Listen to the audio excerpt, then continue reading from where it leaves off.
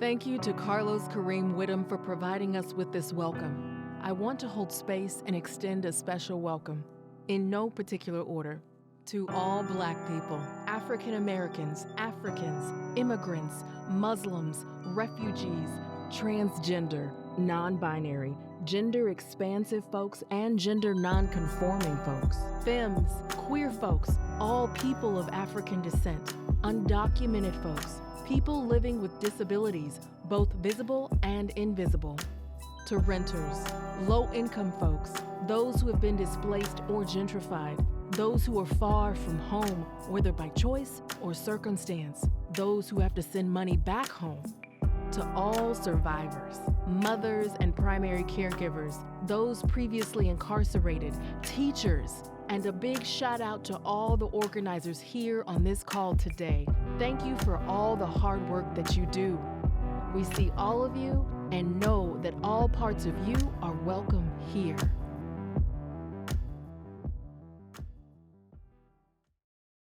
Thank you to the Native American Youth and Family Center for providing us with this land acknowledgement.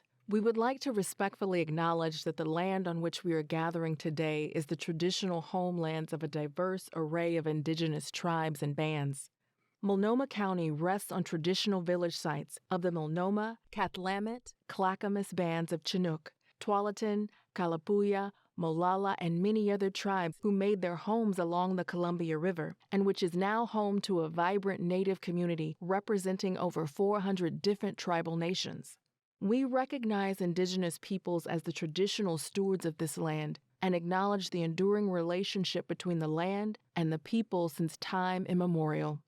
We would like to respectfully acknowledge the areas that were once home to thriving, connected Black communities.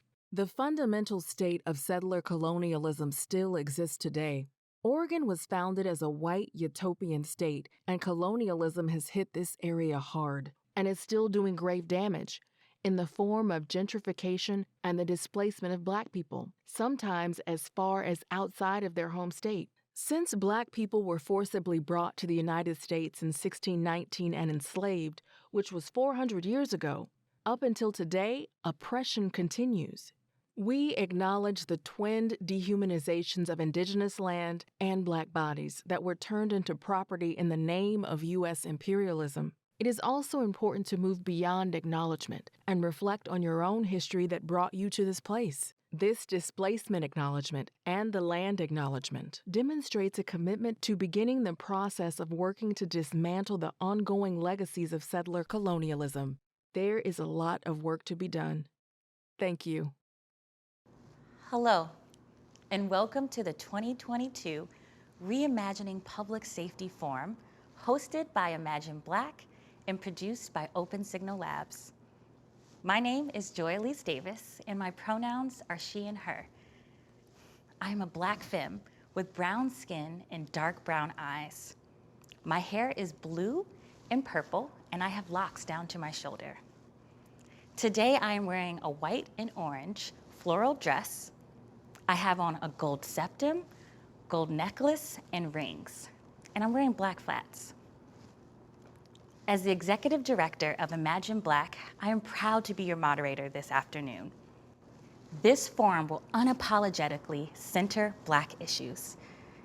This forum is for the entire Black community, especially those who feel disengaged from politics.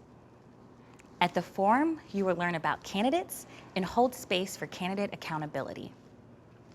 All candidates running for the City of Portland Commissioner race, on and off the ballot, were invited to participate. This forum is not an endorsement of any candidate. This forum will narrowly focus on public safety and offer a unique chance to hold candidates accountable for the needs and demands of Black Portlanders. That said, let's welcome our candidate. My name is Alanna Joy McCreary, but I go by AJ. My pronouns are she, they, and I am a very light-skinned Black woman wearing a black and white jumpsuit, gold hoops, and my hair is brown and curly. I am running for Portland City Commissioner seat number 2 because we need change in Portland and we need new leadership. We need somebody in this position who is going to prioritize community and address the root problems. I know that I could win because I have community behind me. I've centered community in this campaign, and I'm connected and rooted in this community. I've been knowing my win number from day one. I have an amazing team working with me to center the needs of community and create change along in this campaign. And I know that we, as a larger community, want change, are invested in having a different type of leadership now. Thank you so much for being here. Whew, let's dive into some questions, y'all. So we have 15 minutes for each question. We have 5 questions, and then we have some rapid response questions at the very end. Again, I am so grateful that you're spending time with us. This is going to be fun. And let's get into it. All right. Question 1. In 2020, thousands of people marched and protested the city of Portland demanding racial justice. Some protesters, they called for police reform. Some called for defunding to drastically shrink the size of the police budget, while others called for defunding to complete abolition. Nearly 2 years later, elected officials still think of police response when they hear the word and the phrase public safety. But we think that definition is too narrow. So let's go into it. What is your definition of community safety? What are your plans to reimagine public safety and create a city that provides vital services such as housing, healthcare, parks, and equitable access to food to communities that need an effective and equitable, sustainable way? That's a really good question. I really love that question because it really is, how do we build a better Portland? How do we reimagine our experience in a thoughtful way? How are we being innovative? I believe that community safety comes from well-resourced communities. Well-resourced communities are safe communities. And well-resourced communities mean that we are prioritizing housing, food access, transportation, particularly public transportation. We're really prioritizing healthcare, childcare, really all of the things that help move us as people. That has to come from the city level. We cannot continue to say these folks, the CBO over here or this, is doing the work. The government has to participate in really using the dollars they collect from us as taxpayers to fund the things, the needs in community in real time. I really believe that when we're talking about public safety and reimagining it, we need to de-invest in the police. We need to invest in community in real time. We have a lot of solutions right now in this moment, and we're currently not using them. We're not, from a city standpoint, working with CBOs or community-based organizations. We are not having long-term sustainable funding. So community-based organizations, even across the color line, are just it's a chicken and egg dance. It's really problematic. They're trying to do services while also trying to make sure they have funding, and this sort of goes across the issue. And in our community, in the Black community, without deep connections to deep resources, this makes it really hard to have long-term, thoughtful, sustainable programming. That means the government does need to support our work. And at Equitable Giving Circle, we're really, really focused on community care right now. Big impact at the root issue. So food access changes lives. Housing access changes lives. Healthcare, just that access point is life-giving to people. We need the government to get behind that. We need to prioritize the Black community because we intersect everywhere. And if we are really looking at data points, which I love, I'm definitely what's the data? Let's look at that real quick and then jump off from there. And that is the base of our solutions. We look at the data, we know that first of all, when you let Black women lead, shit gets done. And when you let Black people lead and Black women lead, we are really thoughtful about everybody. And we have wraparound services that include everybody. We need that. And there's other data points that look at the things when we're letting Black women lead, both in political spaces, in community-based organization spaces, so much magic happens. I can use, Equitable Giving Circle as an example. That type of public service, that type of care is changing our community in real time. People are able to save money, which shifts whole households' futures. just by having food access ongoing that is sustainable and reliable. What does it look like when we put that kind of thoughtful care into all of our programming, coming from the city center? That is how we reimagine public safety. We really have to invest in community in real time with the service that we need. The other thing I want to say about public safety is that the police don't prevent crime.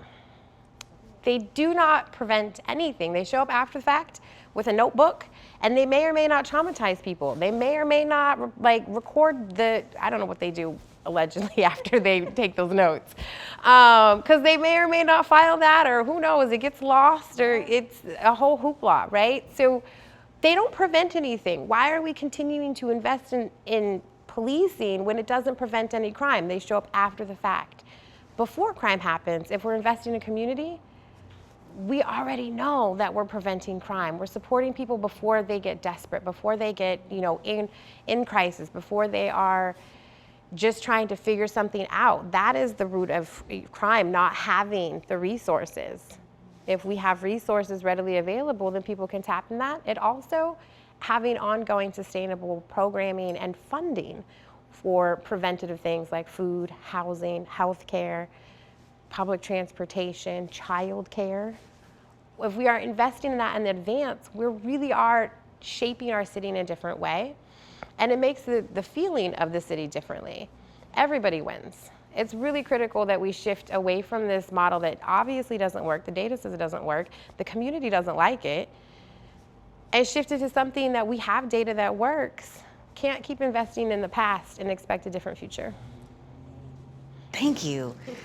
You hit some beautiful points. Thank you for sharing a little bit more about your nonprofit. I mean, you all have been doing great work for a long time, and filling the gaps, like you said, of a system that was designed for Black folks to fail. And I appreciate your response, and thank you for sharing a little bit more. Let's go to question number 2. In 2020, some protesters called for elected officials to reallocate $50 million in law enforcement funding elsewhere. The City Council responded by cutting $15 million, and then an additional $12 million was cut due to pandemic-related economic shortfalls.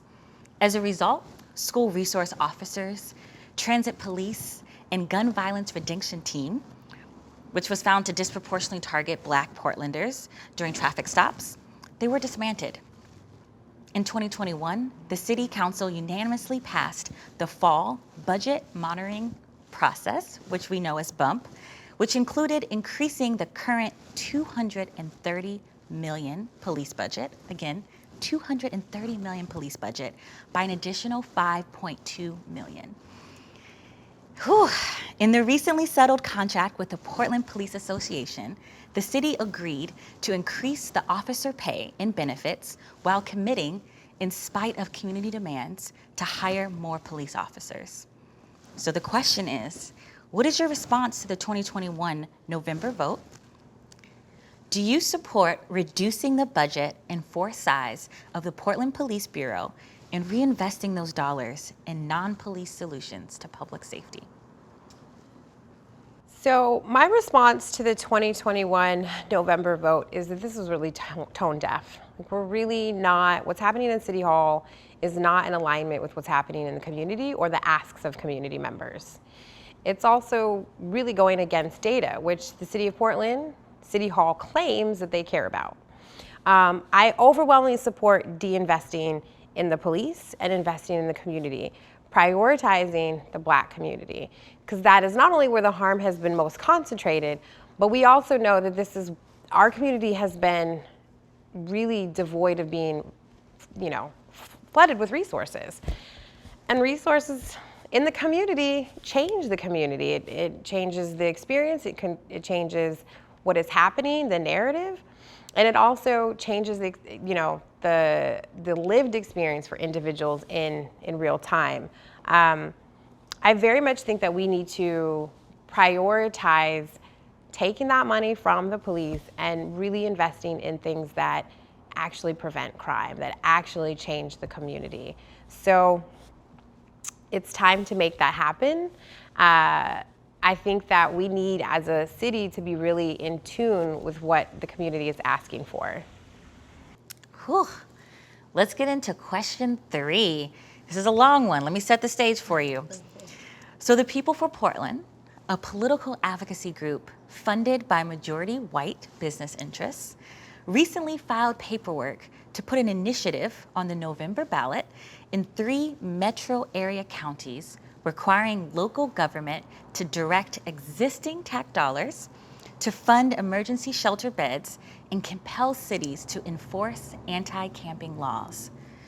This ballot measure will redirect a bulk of the money from the Metro's 2020 homelessness service measure towards emergency shelter and force people living on the streets to move into shelters in place. This will likely traumatize and many community members whom shelters are poor, short-term solutions, exposing vulnerable community members to harm. This measure will allow Metro residents to also sue the government if they believe that the People for Portland measure is not being enforced. I'm gonna repeat that part. They can sue the government if they believe that the People for Portland measure is not being enforced. We at Imagine Black are actively against this ballot measure and believe that this ballot measure will increase excessive force and over-criminalization of the houseless community. So my question to you is, how would you prevent excessive force on the houseless community, and how would you respond if and when these or similar ballot measures that harm the houseless community are being considered? The second part to that is, what approaches would you take to provide holistic, so I'm thinking physical and mental health, well-being, and housing for our houseless neighbors? This is such a critical conversation and a critical moment for us to come together as a community and move differently. First of all, I'd like to say we cannot have sweeps. When we're talking about supporting our houseless neighbors, and I really like to use the word neighbors because I feel like even going beyond just community member is somebody out there, but neighbor is somebody who's right here with me. We cannot have sweeps. Sweeps move individuals in a very traumatic, violent way from one neighborhood to the next neighborhood, and criminalizing somebody who is houseless is immoral, it's dangerous, it's inhumane, it's wrong, and it's not the values of our city. It's not a solution. Shelters are a temporary solution and also suspect and inhumane. It's actually really expensive to keep creating shelters and doing the things that we're doing in real time right now. The long-term solutions are, how are we investing in wraparound services for individuals? How are we investing in long-term housing solutions? That is what we need to be prioritizing. That's what we need to be centered around. That's what we need to be thinking about and talking about. We also need to make sure that we have people that are currently houseless and have been houseless at the table, helping make these decisions, help shift how we're moving, and help create policies that center and uplift communities, not tear them down, not arrest them, not harm them. That's not how you build community. And so when we're talking about one of the most vulnerable situations, which is being houseless, and houselessness is not a monolith. There are so many reasons why people fall into houselessness, and it looks different, right? Also, the solutions for houselessness have to be different. For an individual versus maybe a family of 5, their needs are going to be drastically different. And their plan to recovery around this, their plan to be rehabilitated and on a different track is going to look different. So we really have to center that. We need wraparound services when we're talking about these solutions. It has to be long-term solutions to help change this. Currently, over the last couple of years, we've invested hundreds of millions of dollars in temporary solutions, and the houseless, issue is growing. People are falling into houselessness for a variety of reasons. Wages are one of them. We need to be having thoughtful solutions for the right now, as well as going upstream and see why people are falling into this experience. We have to center the individuals, though. This can't be rich white people saying, hey, this is how we're going to deal with this issue, who've never experienced this, who don't understand it, who are not even trauma-informed or community-centered. Definitely, you know, in the ways that we move forward right now, we have to be looking at solutions that are already existing. Housing first is, you know, the model that everyone deserves housing, and we're going to address that first, and then we're going to also support with wraparound services. And so that is the model that we need to be leading with, along with having those most vulnerable voices helping us shape how we move. So that I am definitely wanting to be very holistic in the approach. I also know that we have the dollars in real time to be doing this. We could also, you know, be looking at some of the solutions that are here. Like, we have so many empty units. Why is that not part of the current plan? There's like 8,000 units that are empty in the city. So I think there's a lot of ways that we can be shifting out of this, moving houseless folks from one neighborhood to the other, or criminalizing them for something that wasn't even their fault in the first place. Definitely a really critical way to move forward, and it's something that we have to center community in. We cannot be centering, you know, rich white developers. And if you're also really pressed about the budget, the long-term solutions are always where it's at. Short-term solutions like shelters is a waste of money. It creates a bigger problem, and it also, in addition to creating a bigger problem with just actual houselessness, it creates a bigger problem with distrust between the community and the government. Thank you for that thoughtful response. Whew. Let's get into question 4. This is a long one. So I'm sure you know, but 8% of Portland residents identify as Black alone or a combination of another race. However, I will share that Black people made up 52% of the Portland police, their gun violence reduction team stops in 2019. So again, 8% of the population made up 52% of the stops. In 2020, protesters called for the city of Portland to defund the Gun Violence Reduction Team, formerly known as the Gang Enforcement Team. This was in response to over-policing and disproportionately targeting Black Portlanders. The Portland Police Bureau's new team, which is called the Focused Intervention Team, they're dedicated to addressing gun violence. It was launched this February, and it's known to be a replacement to this gun violence reduction team.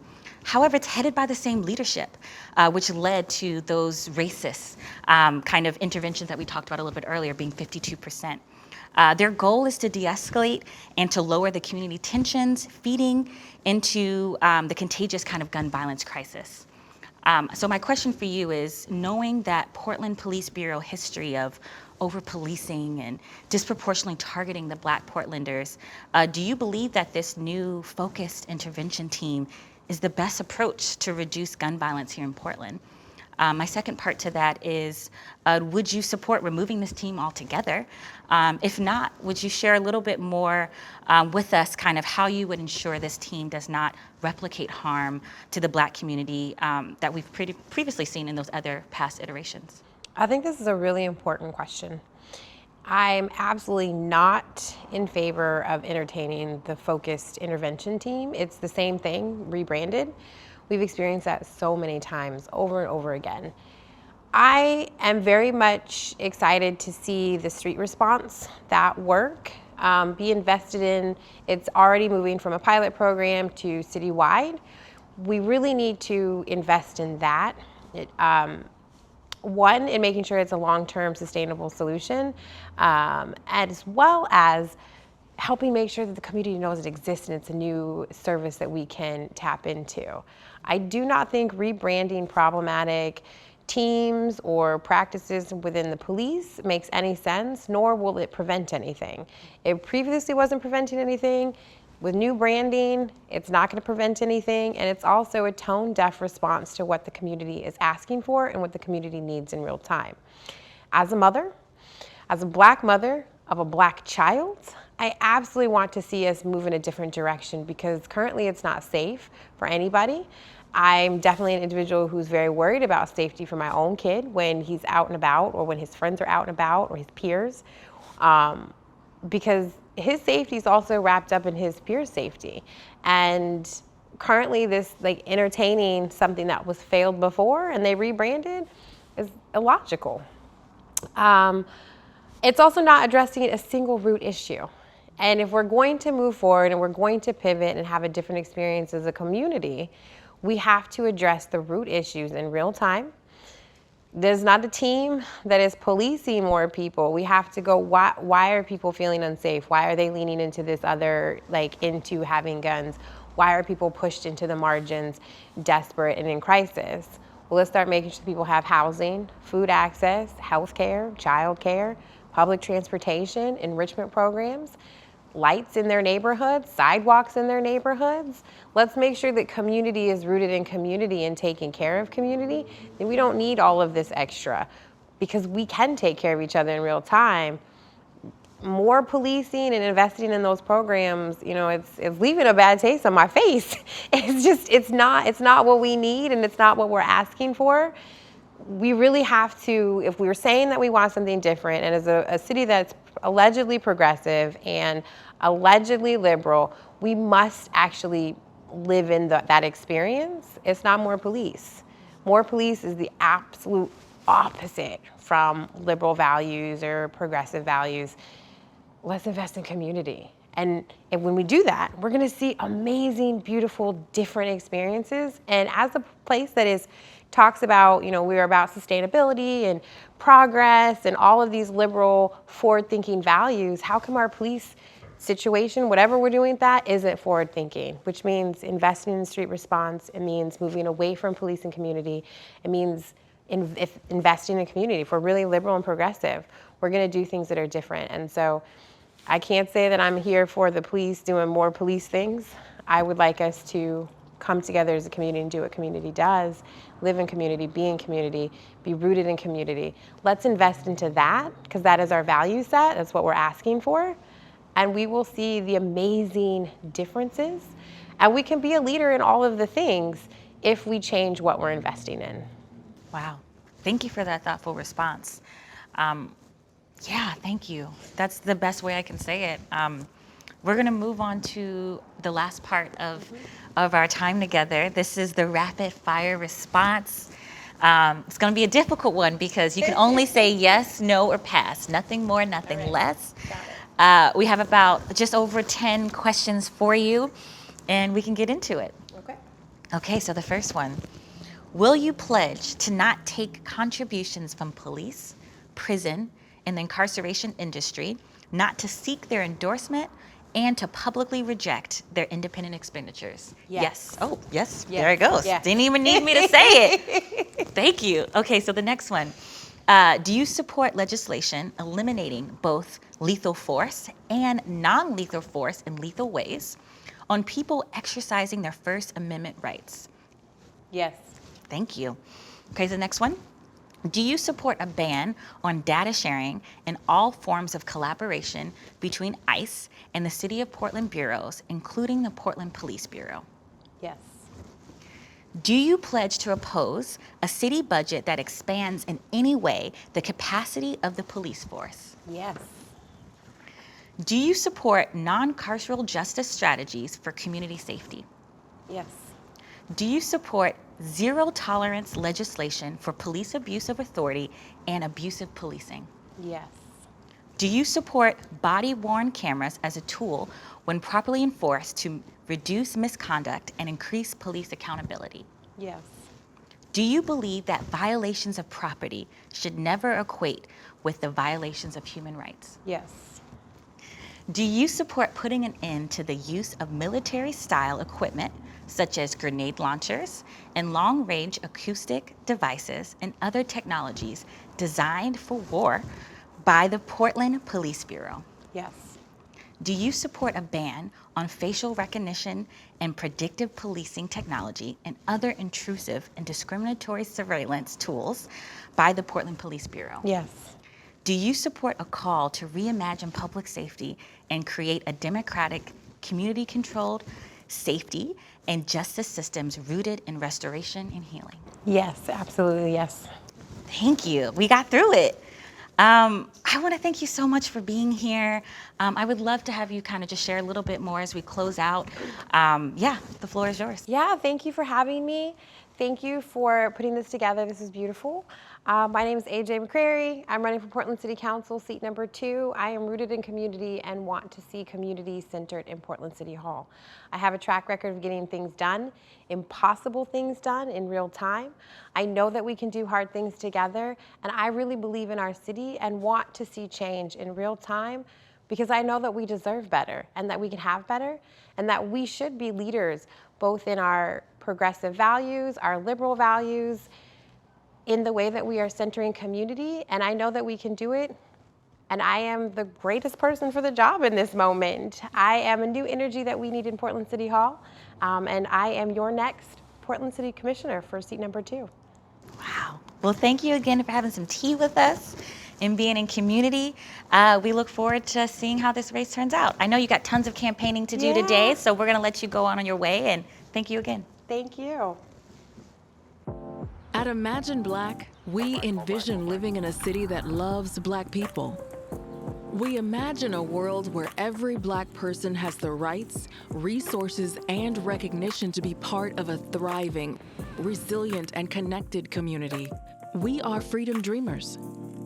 Now is the time to invest in Black liberation and self-determination. Your support is critical to this work. A donation to Imagine Black helps us maintain our capacity to affect change in the Black community. Your contributions can help us build Black voter power, advance the call to reimagine our public safety and criminal justice system, and push for a just transition from an extractive economy to a regenerative economy. We all have a role to play in the movement for Black liberation. Go to imagineblack.org/donate. Please give generously. Together, we will turn dreams into reality. Welcome back to the 2022 Reimagining Public Safety Forum. I'm your moderator, Alise Davis, and my pronouns are she, her. Just a reminder, this forum will unapologetically center Black issues. Let's welcome our candidates. Hi, I'm Dale Hardt, and I'm running for Commissioner number 3, and my pronoun is me. Describe myself for the visually impaired. Okay, I am old, 62, I'm white and good looking. I have shoulder-length brown hair, bright hazel eyes, and a happy smile most of the time. Okay, I'm running for this office because the people need to have a clear voice this time to get things done. We need to have a uniformity, and I think the only way we're going to get that is if somebody goes in there with a good plan, and I got it. Why do I think I can win? Well, let me tell you a joke, and maybe you'll understand. How can you tell when Portland is in deep shit? The mayor comes out and extends a humanitarian crisis 3 more years, then goes back to business as usual. That's why I think I can win. I don't think people want to put up with this any longer. Thank you very much, and I'm here if you need me, Portland. Hi, my name is Chad Leisey, and my pronouns are he, him, his. I am 6 foot tall, 205-pound, broad-chested white male. I'm wearing blue jeans, brown cowboy boots, blue button-up shirt with a gray pullover. I'm running for city commissioner because the city of Portland has a communication issue, and they're not willing to work. They don't appear to be willing to work together.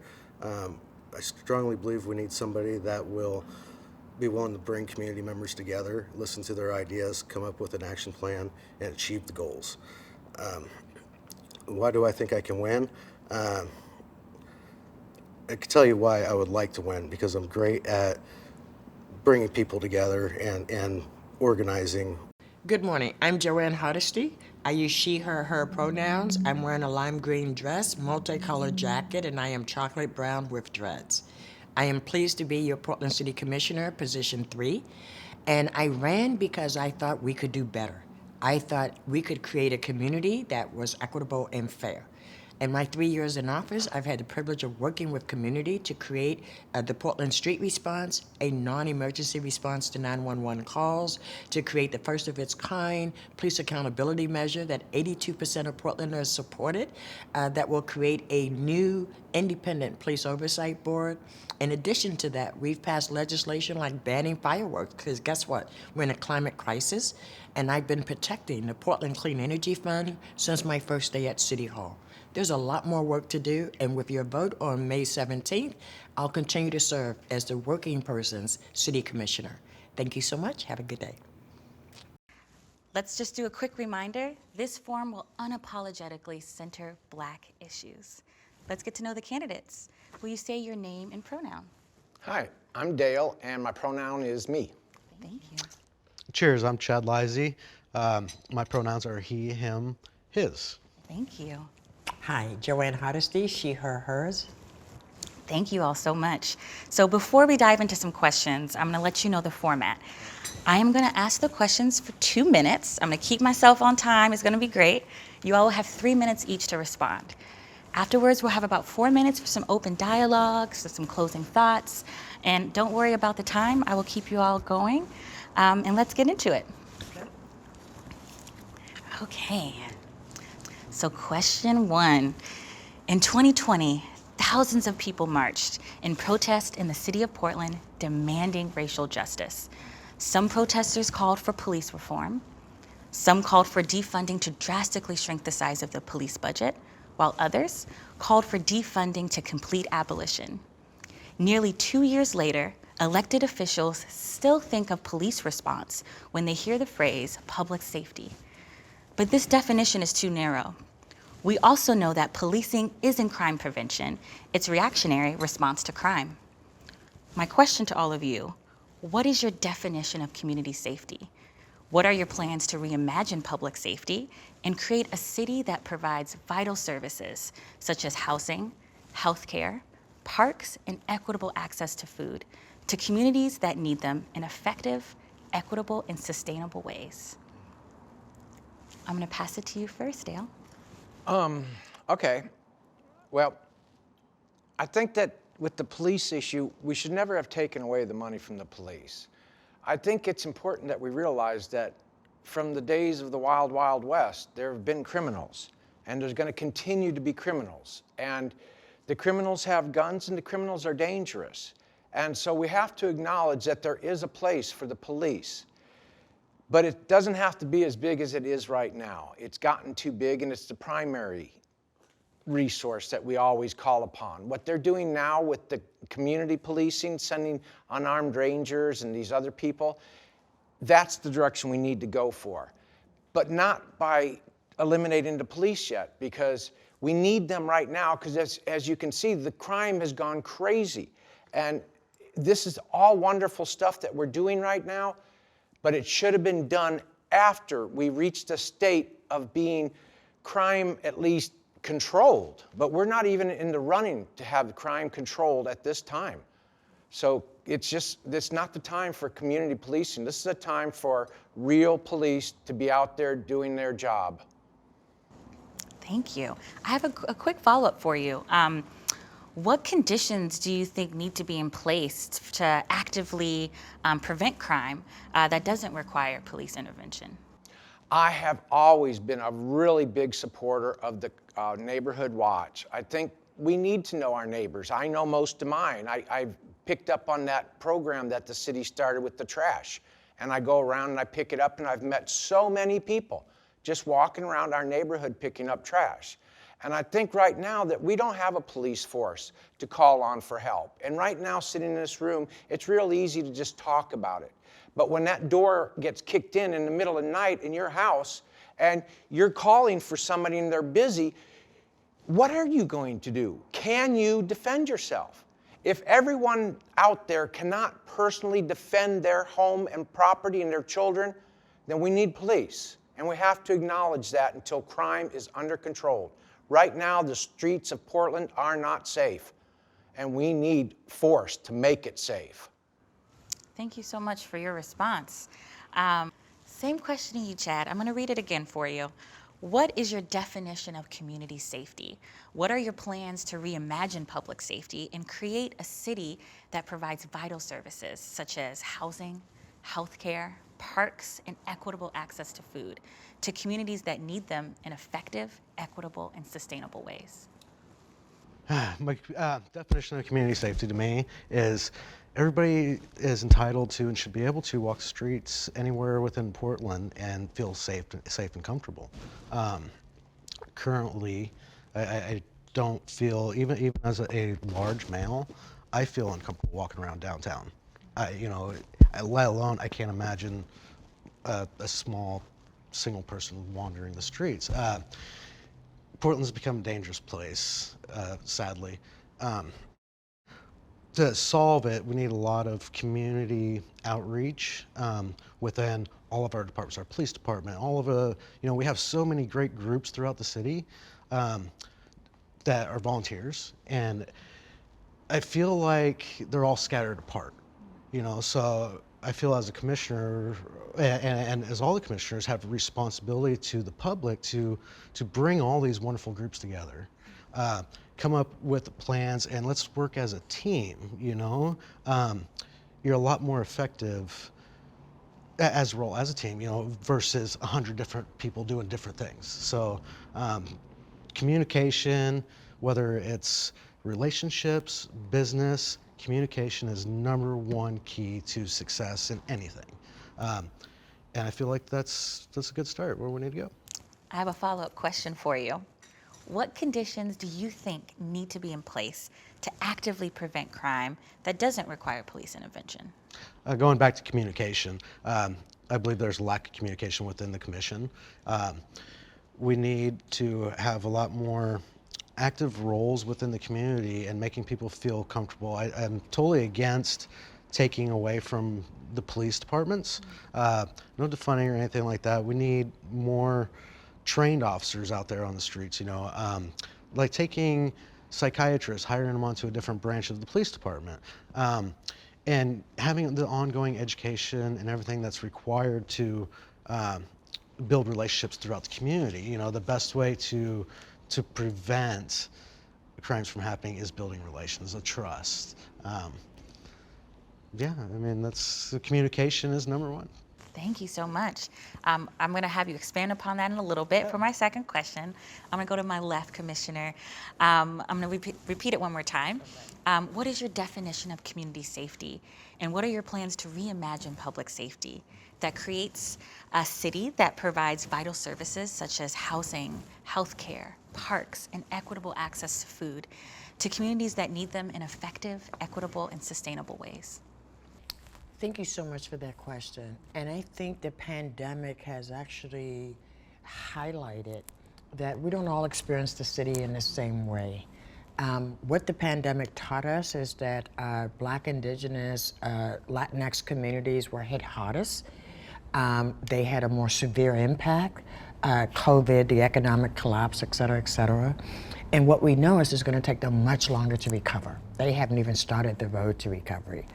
Community safety to me means that regardless of your socioeconomic status, your race, your immigration status, you can have your needs met in your community wherever you go. It means when you call for help, you don't have to wonder whether the help will kill you or whether the help will exacerbate the problem that you're confronted with. Community safety looks a lot different depending upon who you're talking to. Most people I know do not feel safer with armed people showing up. That's why I created a Portland Street Response, so that people could be confident when they called 911, they would get compassionate, empathetic care. And I will tell you, 50% of the calls to 911 are for unwanted people. What does unwanted people look like? Well, they look like you and I. They look like people sleeping on a bench or sleeping in a tent. And no one should be unwanted in the city of Portland. We should be trying to engage everyone so they have a quality of life. And your income should not determine your zip code. But today, with the cost of living at median family income for a family of four, $96,900. How many people are cleaning up hotel rooms? How many people working in music venues, sports venues, restaurants can afford to live in the city of Portland? The number one reason why we have so many people on our street is it costs too damn much to live in the city of Portland. And until we address that, until we use our power of eminent domain, maybe and start foreclosing on these overpriced apartment and commercial buildings, until we start actually doing an audit of the 14,000 vacant apartments that no one that lives here today can afford to live in, until we start land banking the land we already own, because the biggest cost is land, why are we selling it to private investors and then begging for a public benefit? I mean, I don't know what affordable looks like in the Ritz-Carlton, but they have just said, nope, sorry, we said we were gonna do it, but we're not gonna do it. So the issues are intertwined, but it's about equity, fairness, and making sure that all of us have an equal opportunity. That's what community safety looks like. You know your neighbor, right? You're not calling the police on your neighbor because you know him. Thank you. We have a few seconds left. I want to just follow up. You expanded upon it a little bit, or mentioned a little bit earlier, but what are the conditions that you believe need to be in place to actively prevent crime that doesn't require police intervention? Give you a great example of a project I did in Mountain Scott neighborhood, right? Got a lot of ridicule on social media about slowing down traffic, because what we heard was that cars that were involved in shootings were speeding through the neighborhood, and the neighbors were terrified, right? And it called everybody they could think of calling, and I finally called my office. Would you guys work with us? Well, sure, right? Now remember, I have 7 staff, including me, but we went and met with the neighbors, and they said, well, we think if we slow down traffic, if we could just do a temporary traffic slowdown, we think we could make a big difference in this. I said, okay, let's try it, right? I'm not stuck in the way the city has always done business, so I'm always up for, let's try something different, right? And see if it works. I didn't know if it would work or not, right? But promising practices says that 63% reduction in gun violence in that community as compared to the rest of the city of Portland. So I think we're on to something, and here's what I know. The community knows how to stop the violence in their community, right? And if we, government, work with community, we can solve this problem together. Right? Police won't solve it. The police have never solved these kind of problems, right? It takes community to solve these problems because we know where the violence is coming from. And let me just end by saying domestic violence was up over 400% during COVID. We don't hear people coming up with a response to how are we going to address domestic violence. Child care. We didn't have child abuse, but what we know is that children were still being abused, and that's actually showing up now as kids are back in school, right? So we'd love to have a one-size-fits-all solution to violence and what causes violence, right? But the reality is that anytime an economic downturn happens, violence is created all over communities. So we have to have different approaches to different types of violence and not assume that we have a one-size-fits-all solution. Thank you so much. I'm going to do some follow-ups. We went a little bit over, so I'm going to have you do a quick. No, you're fine. We have to do a quick 30 seconds in, but you got some bars for us. Right. I'm going to go to Dale. Just a quick 2 minutes. Do you want to tell us a little bit more and respond to anything that you've heard at the table? Well, I think what Jo Ann is doing is correct. All the little things like the barrels is all a deterrent. And the more deterrence you have, the less crime you have. Right now, Portland has accidentally gone the opposite way. We're even announcing that certain crimes will not be pursued. Theft, property theft. So if I just walk in somebody's yard and take their lawnmower, they can call the police and then they're going to be told to go file a police report. So the criminals are not stupid. They take advantage of this. And that's why we have such a high crime right now, is that we've said we're not going to prosecute people. The crooks know that you can go ahead and break somebody's door, go to jail, and in 12 hours be back out to do it again. So where's the deterrent? There isn't one. And as long as there isn't one, people are going to take advantage of the city. And it's going to get worse because we're allowing too much. Right now, the Portland police can do one thing and one thing only, and that's gun violence. And it's a miracle that they can even keep up with that at the rate it's happening. Do you think they're doing a good job on gun violence? No. Good. But I don't know who can, and I don't think any of us can run in and apprehend an armed criminal. So I think we got a real problem here that needs, like Jo Ann said, we need to go in more than one direction. One direction alone is not going to get us where we're going. Thank you. I feel the passion at this table. I just want to name, the vibes are great. I'm going to kick it to you for a quick 2 minutes, too, to give some follow-up thoughts to this question. Yeah, there's both of them have been going on. I think the issue stems just more beyond just the police department. I think that there's a lack in the city attorney's office and district attorney's office, for the county. And there's that lack of accountability. We need to start holding these people more responsible at a higher level as well, And if it takes us suing the county to force the county attorney to do his job, then it needs to be done. Things like this, this is exactly what I'm all about. Like right here, where the four of us are together discussing. That's what it's really going to take to make a difference in Portland, is bring everybody together and discussing, because nobody has the right answer or simple answer, you know? It takes a whole team of everybody feeding off of each other and learning from each other, and then taking the best ideas from that as a group, as a agreed upon group, you know? I know it's hard to get to a point where everybody can agree on something, but just first steps, taking them steps to do this, you know? This is wonderful, so. Thank you. I'm going to pass it to you for a quick minute back. Do you have some closing thoughts to this question? I just wanted to defend the DA for just a moment. Not that Mike Smith needs defending, but I will say that the DA can only prosecute cases that have been thoroughly investigated and presented to them. And I also want to say, with 800 plus sworn officers, I expect them to do their job, which is to actually solve crime. And since 2010, it is really challenging to see what the 800 plus sworn officers do on a day-to-day basis.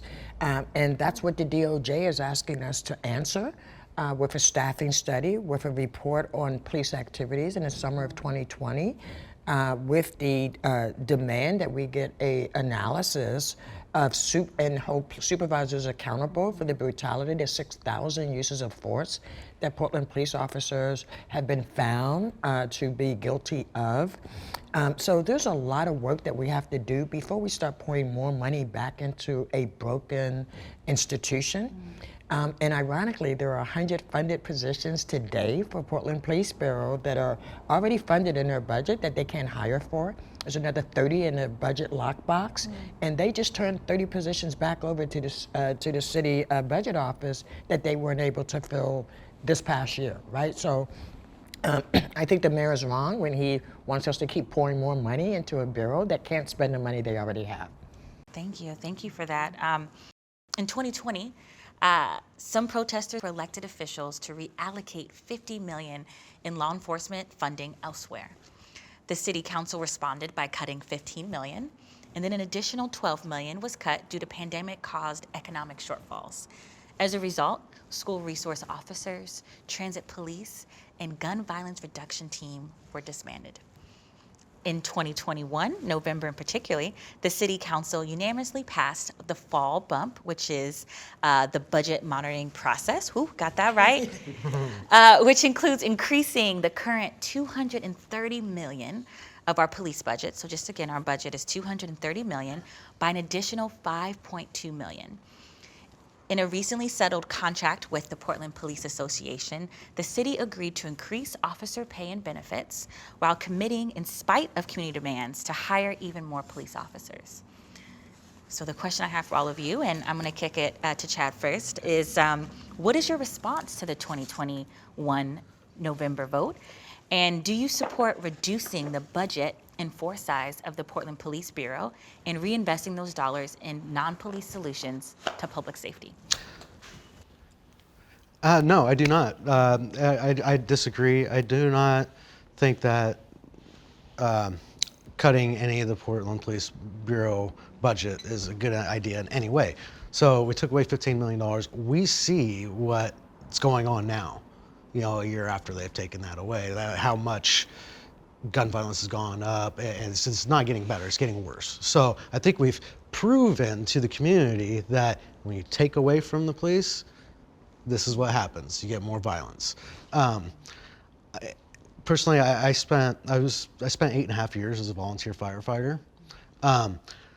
And just recalling what the things that I seen, what I went through, you know, I see young people killed in car accidents. You know, I've seen people.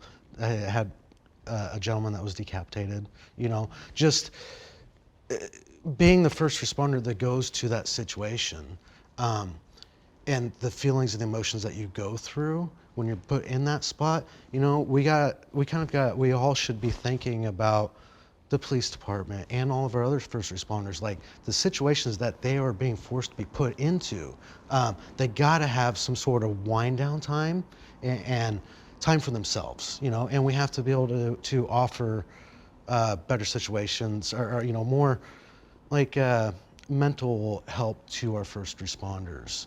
So pulling budgets away, that's what you're really doing, is you're pulling away from them for, the more you pull from them, the more overtime they have to work, and things like that, where you're taking that, you're keeping them in that bad mental state all the time. So I believe in funding more, so that way we can have more services for our first responders and stuff like that. Like I said, just trying to project yourself into their situation. If you're a police officer and you're working on a daily basis with criminals, you're going to get in that paranoid state and feel like you're always continuously around criminals, So like I said, having more funding and being able to separate and provide more services to our first responders and treating them with the respect that they deserve.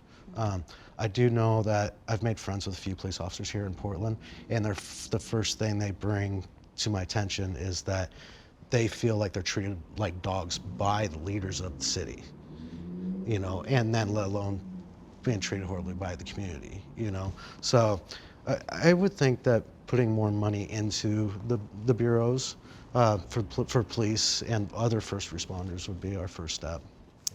I have a quick follow-up for you. I have a few more seconds left. I'm curious, does your analysis change at all, knowing that with those cuts that happened in 2020,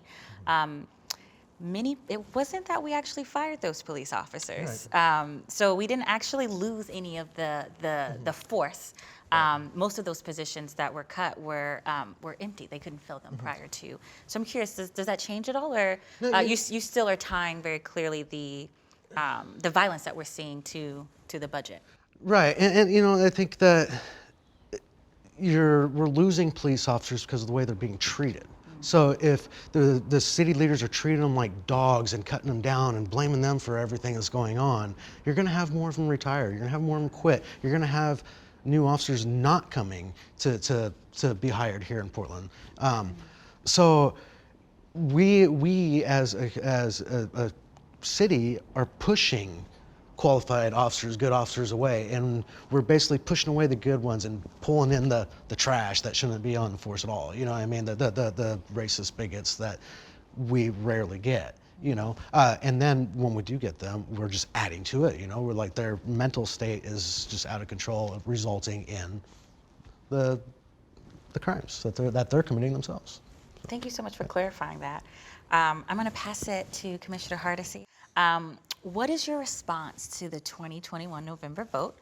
Do you support reducing the budget and force size of the Portland Police Bureau and investing those dollars in non-police solutions to public safety? What a great question. As you may know, I supported $6 million being invested in non-police-related violence reduction programs in the last budget process, because what I know is that police alone do not stop violence from taking place. In addition to doing work with PBOT, I believe Portland Street Response is going to be a wonderful response to reduce violence on our streets in the community. I brought this because this is the current proposed police budget, and we're in the middle of the budget process right now. And when you look at what the police are asking for, they're asking for a small fortune. But what isn't reflected in this budget is the reality of where we are. And the reality of where we are is the DOJ is demanding that we do an audit of police actions in 2020, that we do an audit of supervisors and how they have lacked holding police accountable when they are aggressively over-policing certain communities. We also just hired a civilian training dean. For 20 years, I've been saying, if we're going to have community police officers, we need community and police training together. We can't train police as paramilitary occupiers and expect them to come into our community and sing Kumbaya with community members, right? And so the good news is that while we're doing this, I'm also helping with the RFP request for proposal right now for a truth and reconciliation process with the community and with the police. we cannot add people into this toxic environment that we have, that's our police bureau today, until we get that civilian training dean on board and review training curriculum, because you've all seen a slideshow where people were annoyed at 129. I was annoyed from 1 to 129, because what that slideshow showed is that all the bad people were black and brown and all the good people were white, right? And if we're still training police that way 30 years later, I have worked with 12 police chiefs and 6 police commissioners in my time, so I'm not new to this. I know what the police say as excuses, but I follow the facts. And as the DOJ has said, the facts tell us that we don't have a police force that treats everyone equally, and until we do that, I don't want to bring people into a toxic system.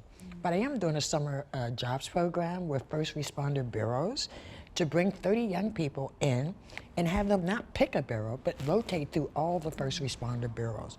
I know at 16 or 17, I had no idea what I wanted to do, and I don't want to force kids into a little box, but I want to expose them to these living wage employment opportunities while we're rebuilding a police force that actually we all trust and respect and will serve us all equally.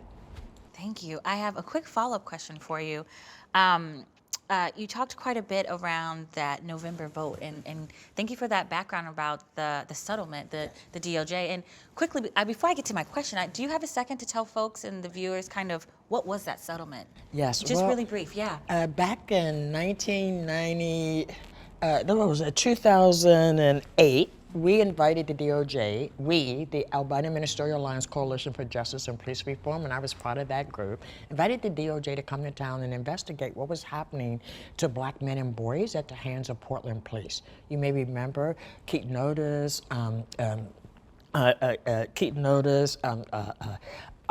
Aaron Campbell, Kendra James. It was just a very short period of time where lots of black Portlanders were experiencing death at the hands of Portland police. So the DOJ came, they did an analysis, and they kind of did a bait and switch and actually addressed people with mental health issues, right? But we know today we still kill more people with mental health issues than we did prior to inviting the DOJ to come to town, which is why creating Portland Street Response was so important, that we just don't send on people, right? So the DOJ, because of the outrageous behavior of the Portland Police Bureau in the summer of 2020, has found us out of compliance, and so they have given us very specific things that as a city we must do, right? So even though the mayor is taking credit for the civilian training dean, it was the DOJ that's requiring it, yes. Thank you so much. You're welcome. My last question for you really quickly, I might have missed it, so can you remind us that second part of the question? I'm guessing, but I don't want to make any assumptions. Do you support reducing the budget and force size of the Portland Police Bureau and reinvesting? You talked about that history that you have done that, but in the future, what are your thoughts? Well, you know, right now we don't know what the ideal Portland police force looks like, right? But what we do know is now that we're hiring PS3s, public safety threes, unarmed people to work within the Portland Police Bureau. Now that we have the Portland Street Response, now that we have a pilot program in fire with the CHAT program, the Community Health Assessment Team, right? What we're doing is building other first responder options.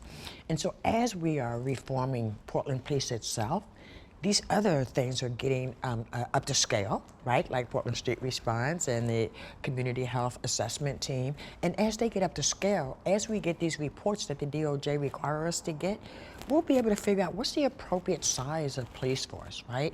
The police like to say it's based on population. Well, that's kind of ludicrous because we don't drop police when people move, right? We don't say, okay, now that we got less population, let's just get less police, no? It should be based on what does the community need to feel safe, right? And right now what the community needs is compassionate, empathetic responders when they call for help. Thank you so much. Okay, Dale, I'm going to go to you next. I'm going to repeat the question for you. What is your response to the 2021 November vote that increased that police budget I mentioned earlier? Do you support reducing the budget and force size of the Portland Police Bureau and reinvesting those dollars in non-police solutions to public safety? Okay, to answer that one, that's really pretty easy. I think that in 2021, when they gave back the money, they did a good thing. I think that was the city council admitting that they'd made a mistake. And it's very important that that happens.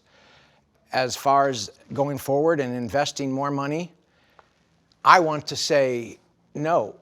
I want to go with what Jo Ann is recommending. I do believe in the street response teams. I think we need to move away from the police. But I'm just questioning the timing because Portland is in a critical spot right now. And while I want Portland to be perfect, I'm not sure that we can just jump right in right now and just eliminate the police and go with our other ideas. So I think that the most important, The police have not been eliminated. Oh, I know. Self-eliminated. I know, but they've been reduced. And I think that before we did anything else with the police, before we take money, give money, anything we do, I think that we've put a person into that office as the police chief that lives in Portland, loves Portland, and knows what he's doing. And I think before any change should be made in our police officers, I think he should be the main voice at the table saying, this is what I need, this is why I need it. And explain it to the people, because the politicians have got it so messed up that we don't trust the police anymore. But we should remember that 24/7, those officers will lay their lives down for each and every one of us.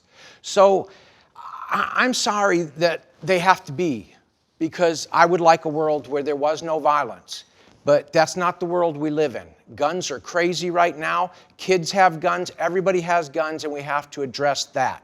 But I would like to see it go forward with whatever the police chief wants, and whatever he doesn't need, go straight into putting more nonviolent, unarmed police people on the streets. That is critical. That is a deterrent. And that is all that Portland needs to lower the crime rate, is a deterrent.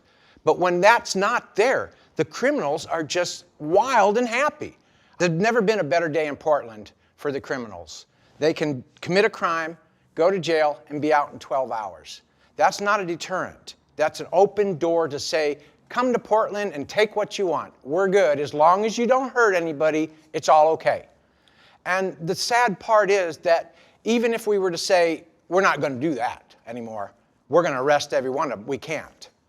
So we're really in a very, very, very bad spot, because we're in a problem that we just can't get out of right now today. And so as to the money that's been taken and given back, I think that you gave back some of it. So that's a good thing. But I think going forward, we need to get the chief to sit down and say, this is the way we need to go. This is what will support me the best, because until we get crime under control in Portland, it's not a place that anybody wants to live. And that has to be the main priority that everybody is focused on. That and the people that are living on our street. Nothing else should matter right now, nothing. And we need everybody involved. That means the police chief, the officers on the ground. And it's like Chad said, these officers, they're human beings. And the stress that they are under every single day out there, when they're in a police chase, your adrenaline's up. They make mistakes, but they're human beings. And they're risking their whole life every time they go out there, because that one lady that made a mistake, she pulled a gun instead of a taser. Who at this table can say it was not an honest mistake?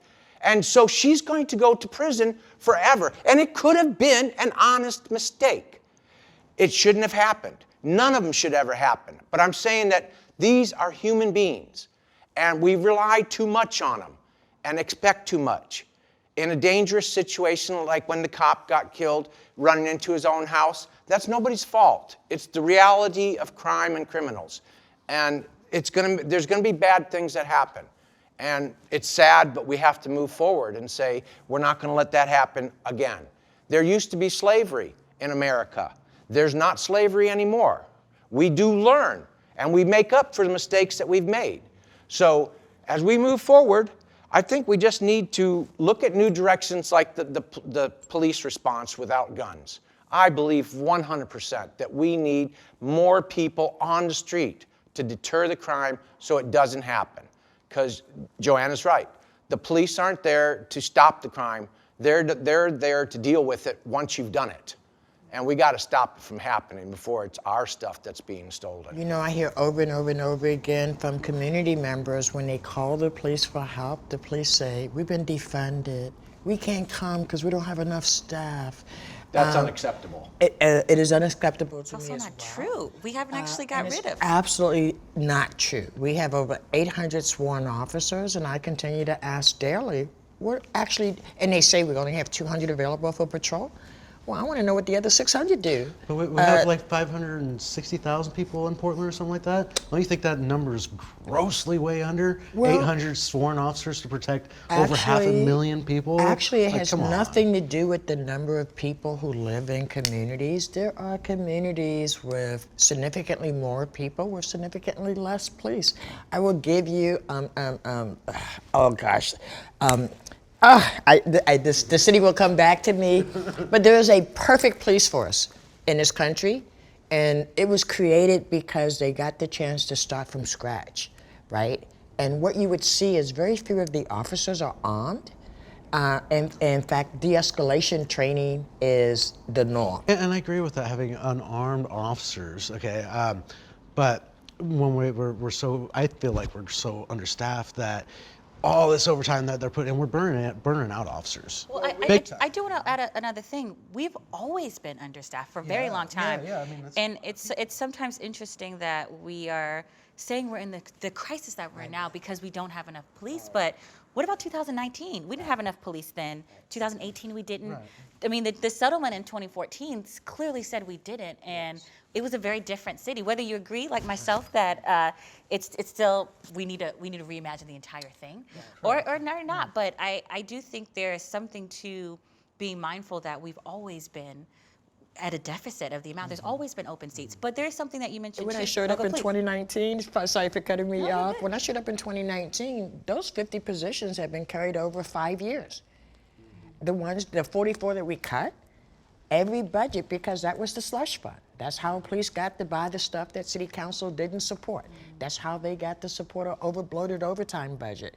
But you say we need more officers. Officers are still working for private industry in their uniform because the union, before I got there, the city council allowed the union to decide whether or not they could make extra money in their uniform.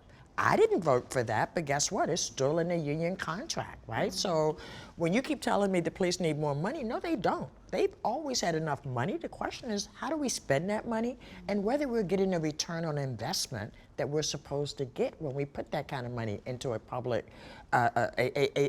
servant's position. But the more public servants you have, like the different groups you have, that's more, so you're separating everything farther out. Why not? No, Why not extending branches of the police bureau Absolutely itself? not true. I You know, like so it's the all effort. ran under the police chief, Well, no, and it's not. there's a direction and control. today. Because right now there is no direction in Portland. Today They're saying we're gonna come up with this group, and this group's gonna volunteer and do this, Well, I can and tell you- there's no direction. I can so tell you it's what really everywhere, is spread happening. out. I can tell you what's happening, or you can tell me what you think is happening, and we can do both, right? What I can see is, well, let me just tell you, my opinion is what I see. We have a community safety director who is responsible for all the first responder bureaus now. His name is Mike Myers. I helped hire him, and he used to work for me. Fire, right? Yeah, he used to be my fire commissioner, and then he was my Bureau of Emergency Management commissioner. And I trust this guy to be a visionary thinker, which he's done all over the world, right? So it's not the police chief who is now leading the effort. It is someone who understands community safety. It's not just police. It is all the things that make a community safe. Right, but right now we're talking about like right now it's not Right working. now, nothing is working. Like everything we keep throwing stuff, we're just continuously just throwing money. It's gonna go away because we throw money. respectfully Yeah. And I respect that too. No, I can understand but why you don't think it's working. My view is coming from people throughout the community because I listen to members of the community, do which I. I feel the current commissioners don't listen to the community. I've tried reaching out to the commissioners' offices and heard nothing. I did as well. I sent several letters and were totally ignored, which is why I'm here. When the young girl was killed last summer downtown, Oh, waiting the wait for high food, school girl, you know, the 18 Grant years High old, School, yes. and when the mayor comes out the next day, says we're going to have police officers downtown enforcing, have a presence, and 2 weeks later, we took some friends. I had a friend come from Dallas. We took him downtown. We stayed down there until 3 a.m. because we went to the bars and then we went to the food trucks. Didn't see one police officer till I got back to the Pearl District outside of our building. So I called. I sent emails to all of the current commissioners. and even the news outlets and the mayor, and I didn't get one response back. And when I had mentioned in my email, I says, as a middle-aged white male, it's apparent to me that this is racism. If it was a little blonde white girl, there would have been so many police officers down throughout that entire area, and there still currently would be, So, but to get no response from anybody from the city, that's unacceptable. So, not even an automated email. I will tell you that I never respond to chain letters, because I believe when people write to me, they write to Commissioner Jo Ann Hardesty's office. When people send me a letter that's copied every news outlet, everybody in elected office. But that puts you out of everybody touch in from what the no, it doesn't. I want to reel us back in a little. I want to reel us back in a little bit. I appreciate the dialogue. I appreciate the back and forth. Oh yeah, I was enjoying it, but we got some few questions. We have some few questions. So I want to get us to our question number 3, because we touched it. But I do want for the folks kind of watching to do some research on a few things that we heard that we don't have time to dive into. The first is to dive into that DOJ settlement and learn a little bit more about the history of why that happened, and particularly the disproportionate excessive force and over-policing on Black folks. As someone who runs a Black organization, I have to mention that. We also heard a little bit and name-dropped a little bit around slavery. Slavery has not ended. There is quite a lot of data to support that our prison system is still carrying on that thing. So that tradition. I would recommend as well to do some research on the prison industrial complex, read some books, and do some background, because for some they might believe that, but as a Black woman, I'm going to tell you that's not always the case for all of us. It's not true. So I want to bring us to the third question.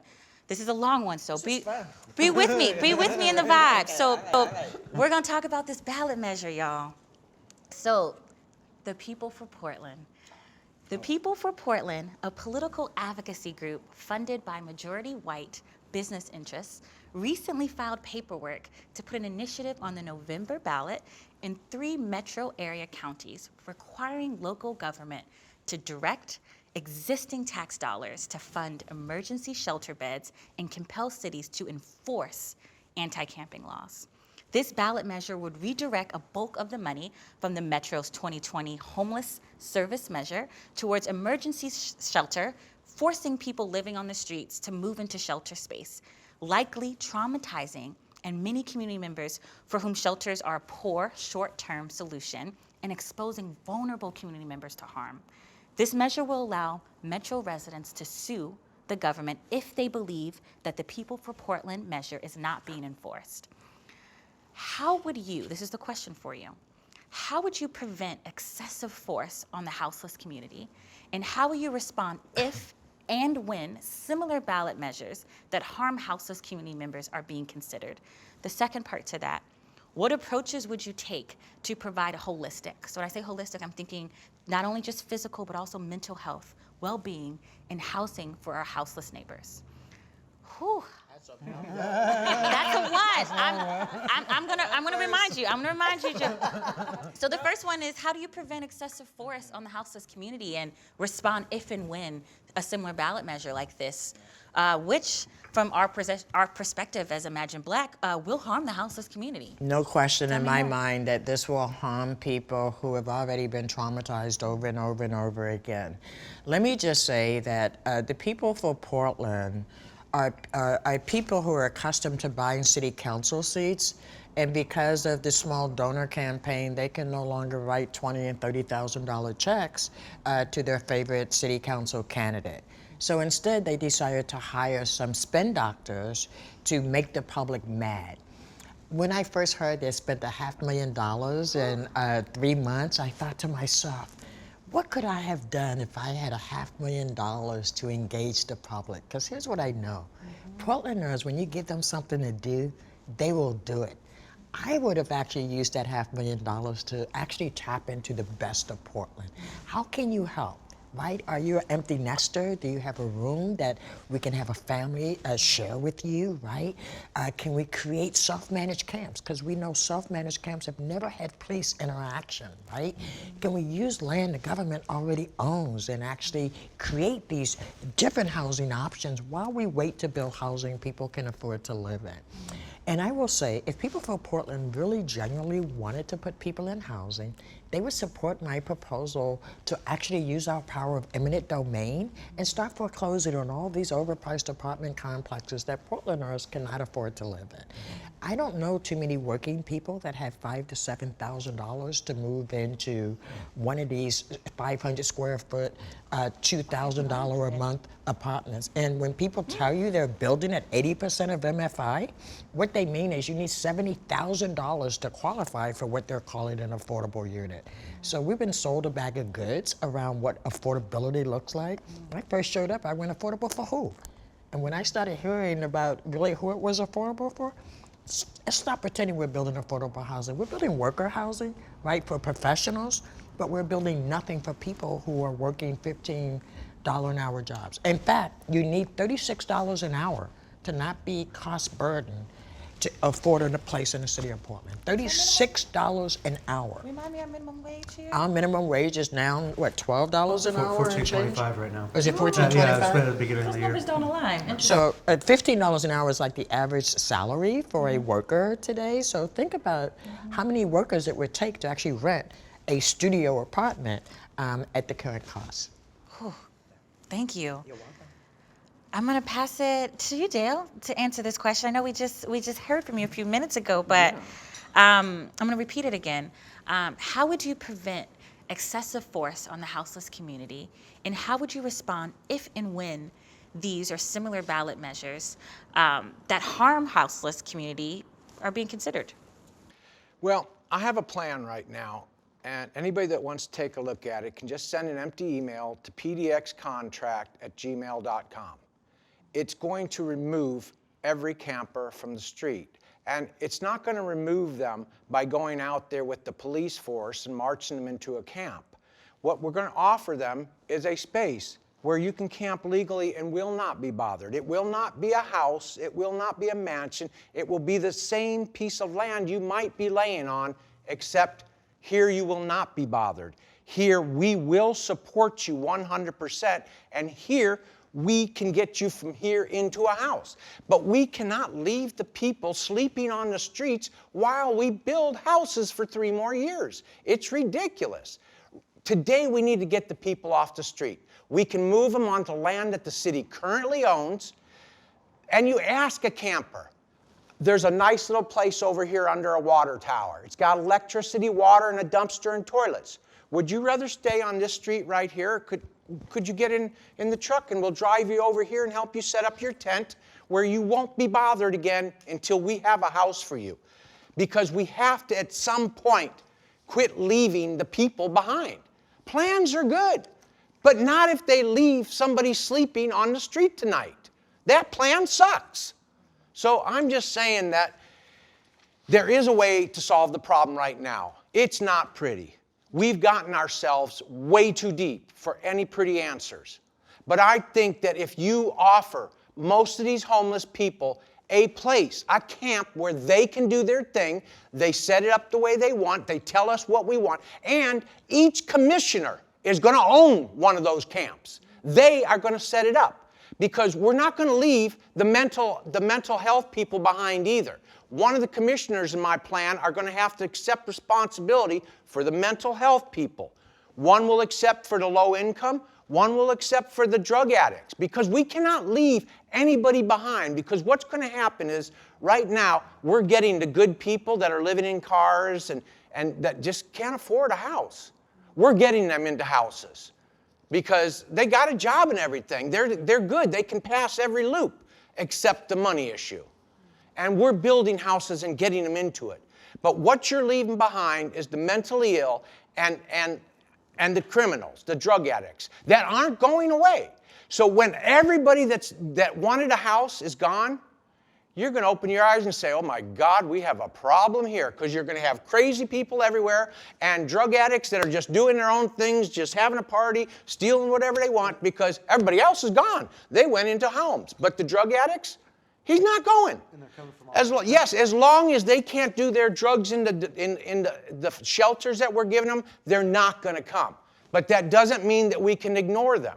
We need to pick a camp way out in the middle of nowhere that's got water, a toilet and a dumpster and a commissioner to oversee it and say, look, you guys, go out here, do whatever you want, except obey every law in the country.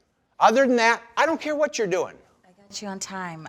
Thank you for your response. I do want to just say really quickly, if we can, as someone who supports the mental health community, please try not to call them crazy in the space. I know you had some passion. I know that wasn't your intention. Yes, but I absolutely, I do. and I am mentally disabled by a judge. So I mean, I am one of those people. You're one of those people, so I so understand. We're not going to use it in the space, but I Right. appreciate your passion. I'm going to pass it to you to close us out for this question. How would you prevent excessive force on the houseless community, and how will you respond if and when these or similar ballot measures that harm the houseless community are being considered? I've got to kind of bounce it off of what Dale was saying. I do believe that we do need a place for them to go, for the houseless people to go. And so on top of it, they need to be able to get the services that they need, mental, job placement, methadone clinic.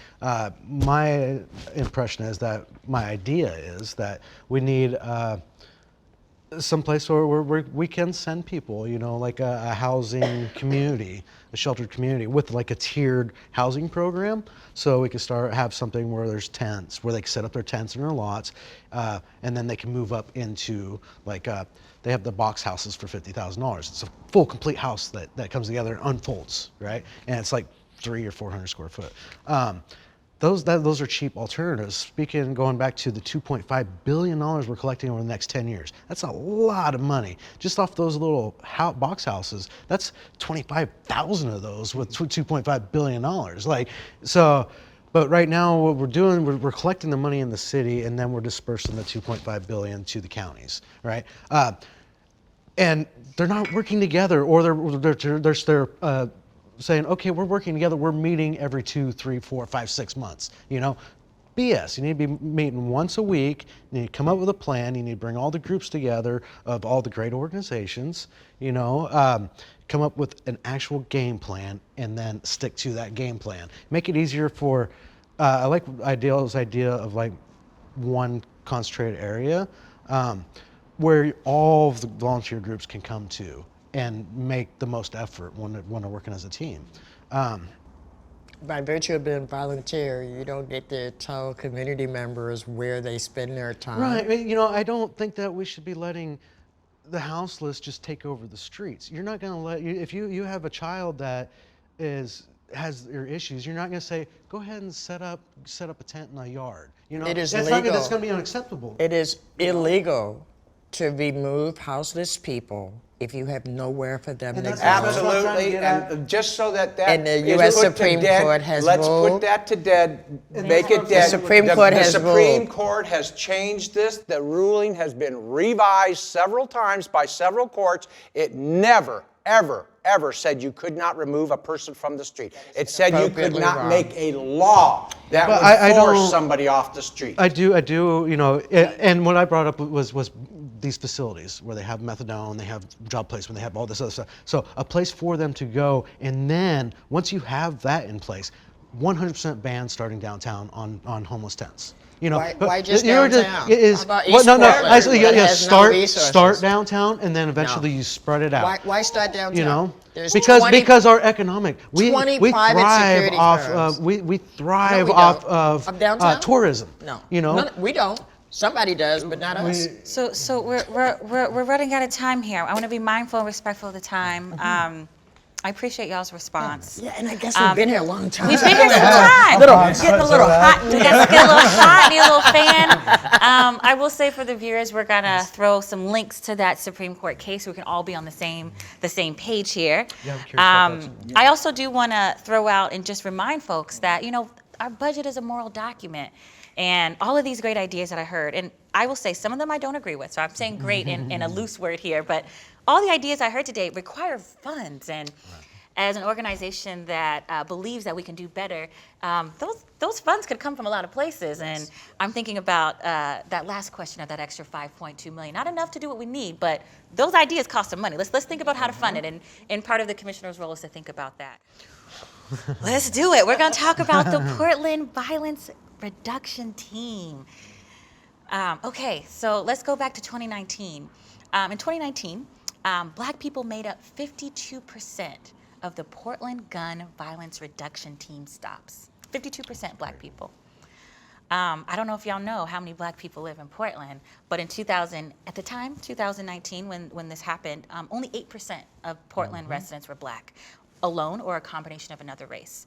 52% were stopped out of all, 8% of the population. Those numbers don't align. In 2020, protesters called for City of Portland to defund this particular team. This is the response to multiple reports on over-policing and disproportionately targeting Black folks. The Portland Police Bureau has recently introduced a new team from our analysis. It is the same team by a different name, called the Focus Intervention Team. They launched in February as a replacement to that gun violence reduction team I mentioned earlier, headed by the same leadership that led to disproportionately targeting Black Portlanders. So my question to you all, now that I set that stage, is knowing that the Portland Police Bureau's history of over-policing and disproportionately targeting Black Portlanders like myself, do you believe the Focus Intervention Team is the best approach to reduce gun violence here in Portland? Follow up to that, would you support removal to that team altogether? And if not, how would you ensure the team does not replicate harm for Black Portlanders as it previously did for that team I mentioned a little bit before? Whew. So I'm gonna pass it to you first, Dale. I'm gonna read the question one more time for you. Okay. Knowing Portland Police Bureau's history of over-policing and disproportionately targeting Black Portlanders, do you believe the Focus Intervention Team is the best approach to reduce gun violence here in Portland? I'm gonna keep going with the second part of this. Would you support a removal of this team altogether? If not, how would you ensure that this team does not replicate harm to Black Portlanders as it previously iterated with that team I mentioned a little bit earlier? Well, this is a really good question. I really wish the chief was here to explain this, but I do believe that the focused intervention team is critical to the safety of Portland. They're focused on gun violence, which means that they're out in a neighborhood and they're talking to the people that are the gangbangers and stuff, and they talk to them and they get a feeling who's who runs this gang, who runs this one, who carries the guns. They get involved with the neighborhood so that they have information that a random officer just passing through the neighborhood won't have. So it enables them a better opportunity to know who's doing what in a neighborhood. And they have done bad things. The police, in the old days, there was the blue line, and they've done terrible things. But we're moving forward, and we need the focused intervention team. And you might say that it focuses too much on one color of people. And I don't know why I get stuck at this table right now, haven't answered this, but back when the Crips and Bloods were running the neighborhoods. You're taking us there. And North Portland was in the middle of it, the police had to have a team that specialized on going in there and controlling the violence, and they had to know who was who. And you only get that by being involved daily to daily with what's happening in the neighborhoods. And here's where it gets tricky. They were working in a neighborhood with Crips and Bloods were all Black. And so when they're interacting with people, they're all Black. So it's not their fault that they can't arrest a white person too. You know, we have white supremacists here that are not called gang members. We don't call white supremacists gang members. Why is that? Why are you only talking about Crips and Bloods and you're not talking about the white supremacists, the white nationalists? If you say white supremacists, I will Hold call them a gang. I will call them a gang. Let's reel it in. Let's reel it in for a second. Yes, they are no, all I want to say terrorist agencies. how do you define a gang? A gang is a concerted group of people that are working together to accomplish whatever they're going for. If the Crips are selling drugs in this neighborhood and they want to keep this neighborhood and they're a gang, then all of them are part of it. Kind of like police officers, they're all gangs. Yeah. I mean, I want to re-listen for a second. So what I'm hearing is that you support this team. What I'm not hearing, we have about a minute left for you, is how would you ensure that this doesn't replicate harm to Black folks? And I do want to say something before you answer, and we'll keep your 1 minute time. how we define gangs is super important. When we keep defining them only as black people, we're perpetuating stereotypes that actually are not true.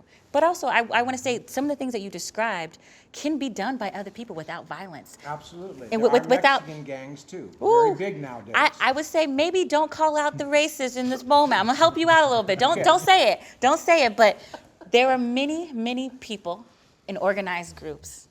Who defines if they're violent or not? Who defines whether or not they need policing is usually the people in power. So I'm gonna ask you, my follow-up question is, how do you make sure that they don't replicate harm, this team that you support? There is no guarantee. I wish I could. But I think it all comes down to the management of the police department and the commissioners. It's a matter of you guys making the right choice when you hire the chief. I would trust the current chief 100% to ensure that not one problem will happen with these people if he can stop it. But there's been other officers that had different feelings on how people should be handled and how to handle the crime. So I think it's a matter of, you can't ever guarantee anything. Everything can happen, but I think you have to trust in your police force. If you don't trust in them, then they're not going to, we have nothing. If we can't trust the police, then we should just abolish them completely and just deal with the criminals ourselves, because you have to trust them at some point. I will say, as a black femme, I don't trust the police, and that's someone who has. I'm white and I don't trust them. But what I'm hearing from you is that you are saying the risk is worth it, essentially. Like, even though we might be harming, that it's still worth the risk. No, I'm not saying that. I'm saying that the focus intervention team is a tool that the chief can use to get personal with the criminals. These people are focused on going in there, talking to the criminal, not arresting them, just getting information that the Bureau can use to manage the violence in the city. It's just a tool. And it's just a matter of who wields the tool as to what happens with it. Thank you for clarifying your position. I'm going to move us through some time because we got to get through it. I'm going to ask, I know we're in the part of it. Y'all are comfortable with each other now. Y'all ready to interject. We're going to keep us on track, so we're going to try to have some more narrow time for some candidates to speak. You don't have to reread it. Okay, you're ready to go. Tell me what you got, Chad. Okay, I'll just jump in. I am, right now, I'm going to really tick off a mass majority of Portland by saying, I've traveled all around the world, and Portland really, truly is one of the most racist cities I've ever been to in my life. It's not just a racist city; it's a very sexist city and things like that. We have all this pretend wokeness or whatever going on. People, and this is going to sound really messed up, but I do feel like Portland is the type of place where you have people marching at Black Lives Matters movements during the day, and then at night they're going to their KKK meeting. You know what I mean? Like, it sounds funny, but it's really not a joke. It's really how I feel here. And I know anybody that agreed with me previous is going to disagree with me hard now. So that being said, we did to correct the issues that we have here. We almost need a whole rebranding of the whole community, and bringing everybody to building relationships and trust amongst each other and learning from our experiences and stuff like that. When I was on the fire department, every October we'd go to every single school and we'd visit every single classroom for Fire Prevention Month in October, right?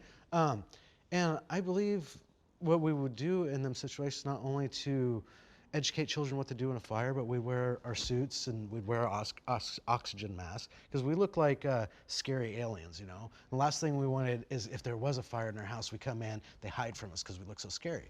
And the same thing with police departments. Most children, especially in communities of color, the only time they interact with police officers is during bad situations, continuously. And we need to steer away from that. We need to start building relationships of trust from a young age, And also, I feel like No, you're I good. went off topic. No, you're Okay. good. I was just going to give you a time check and ask you really directly one more time. I'm going to do my yeah. thing. Do you support this team? No, I don't? don't. You don't? Yeah, I don't. You know, I think that there's much better ways it could be handled. And like I said, building them relationships and then also reprogramming people's minds. You know, stopping somebody solely because they're black to check to see if they have a gun is BS. You know. Thank you for that. Okay, so for our last question, I'm going to pass it to you, Commissioner Hardesty. Oh, go ahead. Oh, I already know. You Oh, you go. want to repeat I'm it? not going to repeat it. You ready to go? Let's go. Let me just say, I followed the Portland Gang Enforcement Team for 14 years, and the data was always the same. Less than 0.1% of anybody could be affiliated with any expectation of gang activity, right? So with over 50% of the stops for 14 years being the black folks, and the outcomes being 0.01% had any kind of gang involvement, clearly we had a dysfunctional team. The day I showed up at City Hall in January 2019, all of a sudden the gang enforcement team didn't exist. Then we had a gun violence reduction team. Rebrand. So when I asked the question, well, what new training have we had? What are the new analysis that you're doing, the new data you're collecting? They all looked at me like deer caught in a headlight, right? But I understand data, and what I know is if you're doing the same thing that you've always done, you're gonna get the outcomes you've always gotten. Now we have this FIT team, and let me just say, prior to Sam Adams joining the mayor's office, I had already put together an oversight board, because I know the community only has 3 questions. How many guns did you take off the street? What's the demographic breakdown? And how many cases are headed to the DA, right? So Sam Adams comes in and has all the new community members sign a confidentiality agreement so they can get information the community could care less about, right? Only 3 questions, really basic. I had put together a committee. I told them, we're gonna need you for 6 weeks because I don't wanna waste your time, right? The police come every week and answer those 3 questions. We'll know whether they've changed. Well, since Sam Adams has them signing a confidentiality agreement, nobody knows what the heck they do. But I'm told they come in and do just what they did with the gang enforcement team. These many gangs are operating, no paperwork, no data, just them talking to community members based on their own expertise, right? But I follow data, I follow facts, and I've got no facts since we've had this new team, except that they just started about a month or so ago, right? And they're taking credit for every arrest of a gun, but again, nothing in writing. So they come and just talk to people, just like the gang enforcement team used to do, just like the gun violence team used to do, right? And so for me, I expect the same outcomes since you have the same person training this new team of fit folks. And when I said to the mayor, well, isn't he the same guy that ran the gun violence reduction? Oh, but he's a nice guy. Well, that may or may not be true. However common the outcome that he got with the gun violence reduction team does not give me confidence that we have the right person leading that team, right? And so the reality is that I believe police have been on strike since the summer of 2020. It hurt my heart to actually have to vote for a pay raise for people who I believe have not shown up and done their full public service. Because again, it's like, what are we building towards? And I actually want a police force that is responsive to all of us and that you don't have to wonder if I call, will I die today? Or will my friend die? Or my neighbor die, right? I want to know that when we call a first responder, we're sending the right first responder to the right incident at the right time. Boom. Ooh, exactly 3 minutes. Thank you. So and I appreciate you all for that answer. Even if I didn't agree with all of them, I appreciated the space. We're gonna go to the last part of our time together, which is our rapid fire. So you have 3 options. Can't say anything more than yes, no, or pass. Nothing more, nothing less. I'm gonna read it. I'm gonna read the question, and then I'm gonna say your name, and that's when you respond. Okay? Got it. So. Okay, I'm gonna go to you first. You doing one or all of them? I'm gonna do one, and then I'm gonna say the question. Okay. Then I'm gonna say Chad. Okay, good, gotcha. Mr. All Hardesty, right. Dale. Okay. Will you pledge to not take contributions from police, prison, incarceration industry, not to seek their endorsement, or to publicly reject their independent expenditures? Yes. Yes. Yes. Thank you. Do you support legislation eliminating both lethal force and non-lethal force in lethal ways on people exercising their First Amendment right? I'm gonna go you first. Yes. Dale? Pass. Yes. Thank you. Third, I'm going to hit you first, Dale. Wait a second. Do you support legislation to remove the shields of qualified immunity in Oregon? No. Chad? Yes. Yes. Yes, thank you. Next one, do you support a ban on data sharing and all forms of collaboration between ICE and the City of Portland bureaus? I'm going to go to you first. Chad? I'm gonna pass with that. Pass? offer. Yes. Yes. Thank you very much. This one is going to go to Commissioner Hardesty first. Do you pledge to oppose a city budget that expands in any way the capacity of the police force? Pass. Pass. No. Okay, let's keep going. I'm going to go to you first, Dale. Do you support non-carceral justice strategies for community safety? Absolutely yes. Yes. Yes. Thank you. Do you support zero? I'm going to go to you first, Chad. Do you support zero tolerance legislation for police abuse of authority and abusive policing? Yes. Thank you. Yes. Yes. Thank you very much. And this one is going to go to you, Commissioner Hardesty. Do you support body-worn cameras as a tool when properly enforced to reduce misconduct and increase police accountability? Yes, yes, yes. Yes. Yes. Thank you. I'm going to go to you next, Dale. Do you believe the violations of property should never equate with the violation of human life? Yes. Chad? I'm gonna pass that. I don't think I understand Yes. it. Thank you. Only get 3 answers to say. Okay, let's go to the next one. Do you, and this one goes to, Commissioner Hardesty, do you support putting an end to the use of military-style equipment such as grenade launchers, long-range acoustic devices, and other technologies designed for warfare by the Portland Police Bureau? Yes. No. Yes. Thank you. Final two, let's go. I'm going to go to you first, Dale. Do you support the ban or the continuation of the ban of the facial recognition and predictive policing technology and other intrusive and discriminatory surveillance forms by the Portland Police Bureau? No. Yes. Yes. Thank you. And last one, I'm going to go to you first, Chad. Do you support the call to reimagine public safety and create a democratic community control over safety justice systems rooted in restoration and healing? Yes. Yes. Yes.